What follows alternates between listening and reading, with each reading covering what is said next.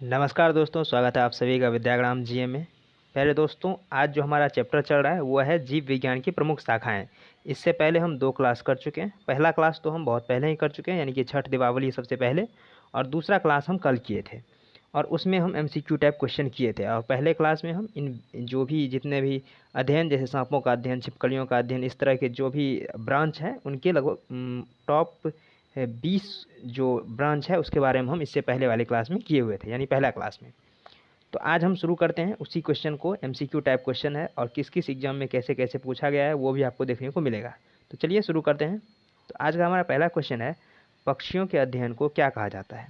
यहाँ पे अध्ययन है, आपको देखना है कि कहाँ पे अध्ययन और कहाँ पे पालन लगा हुआ है। तो यहाँ पक्षियों का अध्ययन पूछ रहा है तो वो हो जाएगा ऑर्निथोलॉजी, और यही अगर पक्षियों का अध्ययन के जगह पे पक्षियों का पालन होता तो वहाँ एवीकल्चर होता।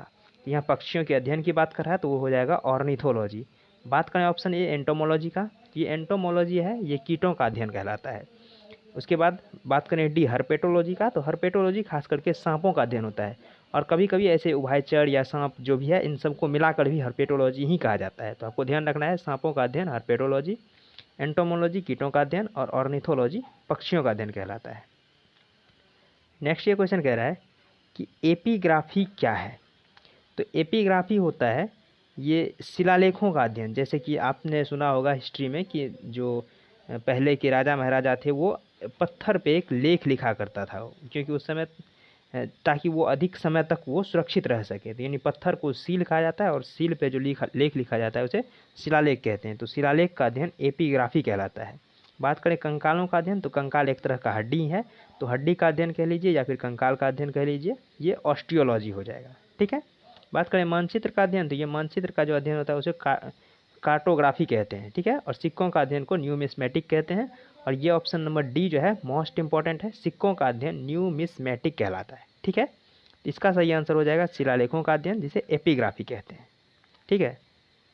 नेक्स्ट हमारा ये क्वेश्चन कह रहा है, हिमेटोलॉजी डैश का अध्ययन से संबंधित है। आप सभी ने इसका ये शब्द से ही आप इसका आंसर निकाल सकते हैं। हिमेटोलॉजी यानी कि जिसमें हीमोग्लोबिन से संबंधित है। तो हिमेटोलॉजी जो है वो रक्त का जो है अध्ययन कहलाता है, वो हिमेटोलॉजी हो जाता है। इसका सही आंसर हो जाएगा रक्त, ये है हिमेटोलॉजी। बात करें ऑप्शन नंबर डी का, हड्डियों का अध्ययन कह लीजिए या फिर कंकालों का अध्ययन कह लीजिए, इसे हम कह सकते हैं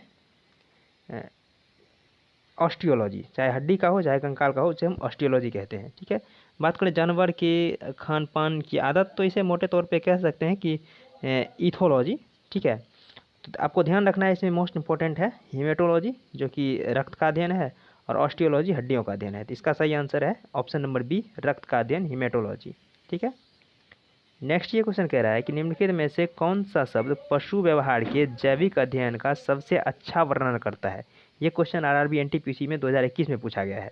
यहाँ कह रहा है कि पशु व्यवहार का सबसे अच्छा अध्ययन जो होता है वो किस रूप में व्यक्त किया जाता है। तो ये व्यक्त किया जाता है इथोलॉजी, जो कि ऑप्शन नंबर डी में है, इथोलॉजी इसका सही आंसर हो जाएगा। आपको ध्यान रखना है, यहीं पे लिखा हुआ है इथेनोलॉजी, तो आपको इथेनोलॉजी नहीं, इथोलॉजी। इथोलॉजी जो है पशु व्यवहार का अध्ययन है, जबकि इथेनोलॉजी की बात करें तो वो मानव जाति का विज्ञान को हम इथेनोलॉजी के नाम से जानते हैं। ठीक है।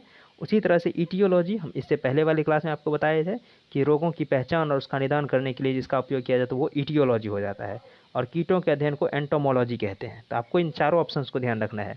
इटियोलॉजी क्या होता है, रोगों के जांच और उसके निदान में जो उपयोग किया जाता है वो इटियोलॉजी होता है। इथेनोलॉजी क्या होता है, मानव जाति का अध्ययन इथेनोलॉजी होता है। एंटोमोलॉजी क्या होता है, कीटों का अध्ययन एंटोमोलॉजी होता है। और इथोलॉजी होता है पशु के व्यवहार, उनके जैविक अध्ययन का जो अध्ययन है वो इथोलॉजी हो जाएगा। इसलिए इसका सही आंसर ऑप्शन नंबर डी है। नेक्स्ट क्वेश्चन कह रहा है कि सेरीकल्चर किससे संबंधित है। तो ये तो काफ़ी आसान क्वेश्चन है। तो सेरीकल्चर जो है वो रेशम कीड़ों के पालन से अध्ययन है, से मतलब संबंधित है। तो सेरीकल्चर रेशम कीट के पालन, मधुमक्खी पालन वो एपीकल्चर, उसके बाद मत्स्य पालन ये पीसीकल्चर, और रेशम कीड़ों का पालन ये सेरीकल्चर। इसका सही आंसर ऑप्शन नंबर सी, रेशम कीड़ों का पालन हो जाएगा। ठीक है। तो आज के लिए इतना ही, मिलता है नेक्स्ट वीडियो में, तब तक के लिए धन्यवाद, जय हिंद।